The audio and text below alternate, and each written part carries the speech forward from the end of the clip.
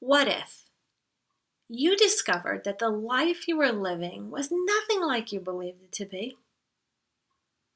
And what if you then discovered that you were living a kind of an illusion, like living in an invisible cage that you couldn't see, and therefore you could never escape?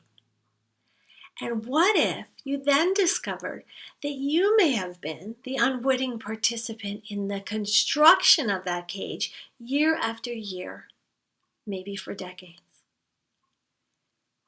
That is what life is like after neglect, abuse, and trauma. And how would you feel?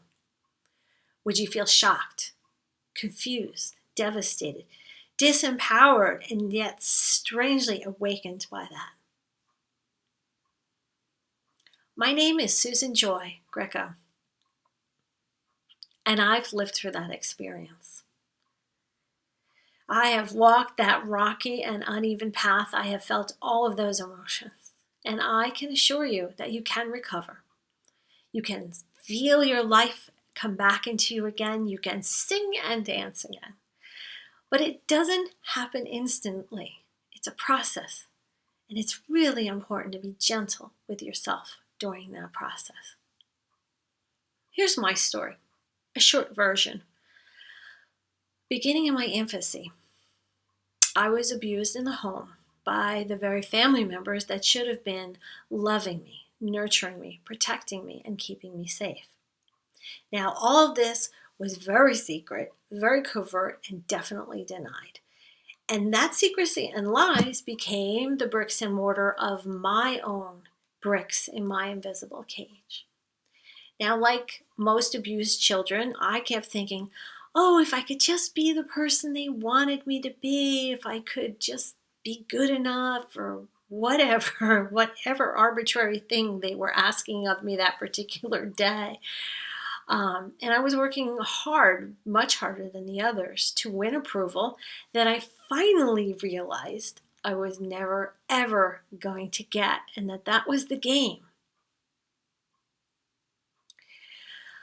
Now, the thing is that this is what happens.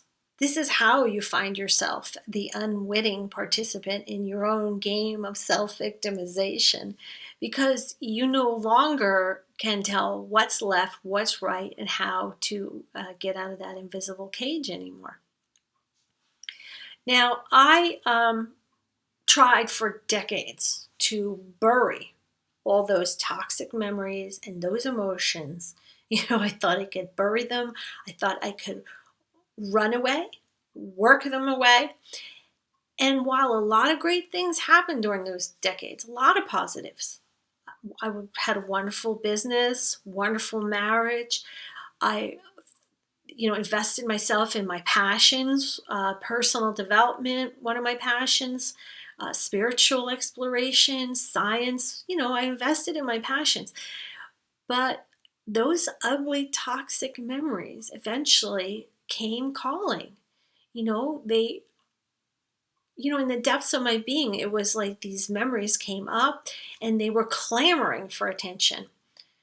And I wanted to give them that attention. I wanted to give them that freedom and release them. These parts of me that I'd forgotten about. And so that's when I started to realize that I had been paddling my boat upstream for a really long time. And all I needed to do was drop the oars. And then my boat would right itself, and my life would be mine again. Actually, I wrote a song. I'll sing the chorus for you, because this is one of the ways that I soothed myself in my process. The song went like this. Drop the oars, drop the oars, drop the oars, do nothing more. Drop the oars, turn your boat and float. Hey! Drop the oars, drop the oars, drop the oars, do nothing more. Drop your oars, let your boat just float. So doing stuff like that helped soothe me, especially in the initial stages of my process. And the changes come really slowly. I mean, I had to experience some really painful wake-up calls before I was willing to really, really do what needed to be done. You know, one day I just realized it's either going to be their life and their lies, or it's going to be my life and my future.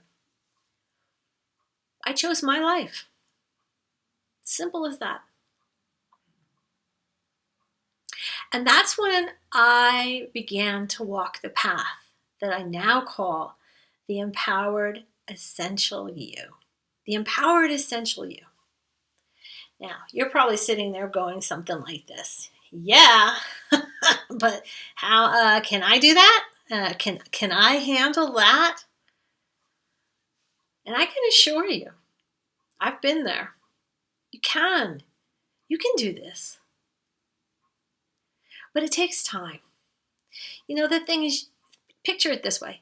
You've been out there on your boat, on your ship, and lost at sea for maybe decades, emotionally. It takes time for your ship to right itself again.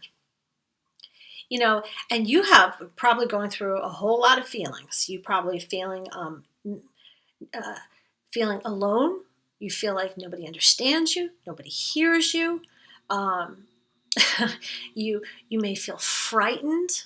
You may feel desperate. You may act desperately. But the thing is, as soon as you begin to drop the oars, drop the things, the habits that are making you work so hard, you will begin to feel your life pour back into you again. You just breathe and you will find your way on the path. Really. I know I've walked this rocky path and I've done this with clients as well. Now you're probably saying, okay, maybe I buy that, but how am I going to do this? Well, how you're going to do it is why we're here. It's why we're having this conversation. It's why you're here at this website.